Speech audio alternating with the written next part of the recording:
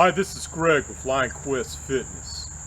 Originally, I was going to do some shooting today for a video. I'm going to talk about old Geronimo here, a 2008 Model 10, about some of the changes since then and some of the changes that went into this gun. Something simple, something fun, also something helpful. I was going to talk a little bit about the aftermath of a self-defense shooting. But I pulled up a Coda Boy video today and I found out that there was another tragic shooting at a Walmart outside or in the vicinity of El Paso, Texas. Possibly 19 to 21 people were killed. Now, this is not the day to be doing shooting videos because this bothers me immensely.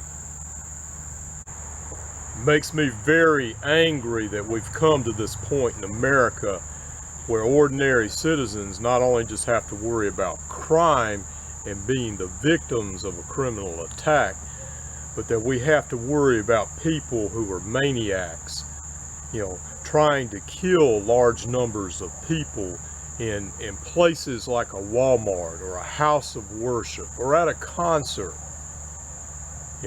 This is horrific. Now, is it the gun's fault? No, it's not the gun's fault. This is a societal problem. Years ago, the FBI crime report used to say that about murder. Homicide was a societal problem. If we had a society who would dust off that Bible that sits somewhere up on a shelf and folks would start going back to their houses of worship again, we wouldn't have some of the problems we have with our society. But hey, that's my opinion. The other thing is, ordinary Americans people who never thought about protecting themselves before, need to start thinking about self-protection.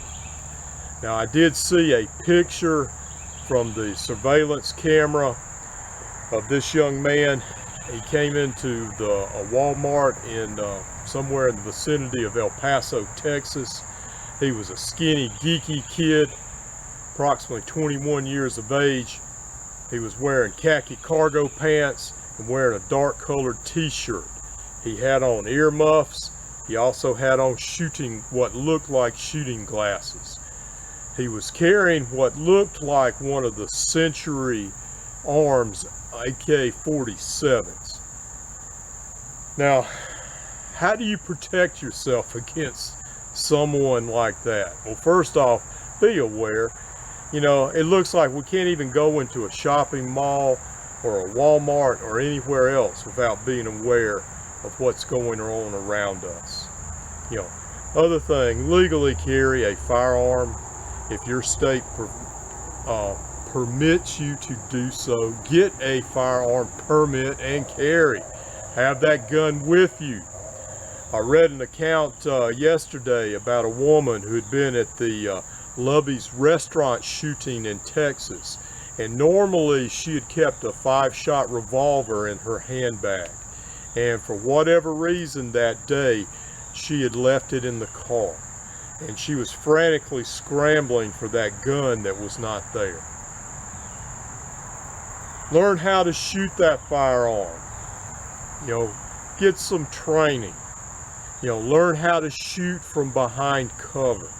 That's something we've gotten away from here in the last decade.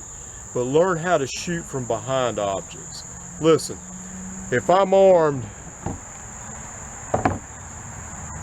with a 5-shot revolver like this, which is normally what I carry, I don't stand a lot of chance going head to head with someone with a rifle or a shotgun.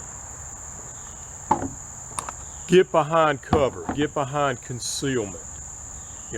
Take every advantage that you can. In fact,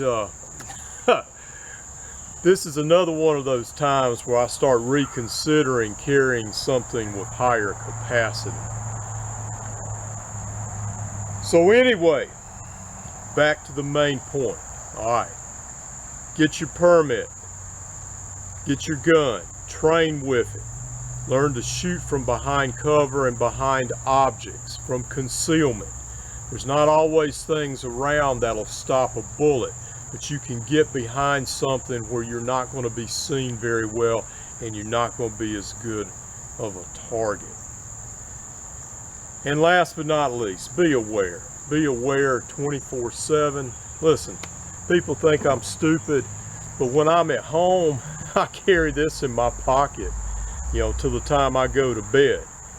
And when I'm working around the house, you know, cutting my grass, you know, working on a car, I have this on me.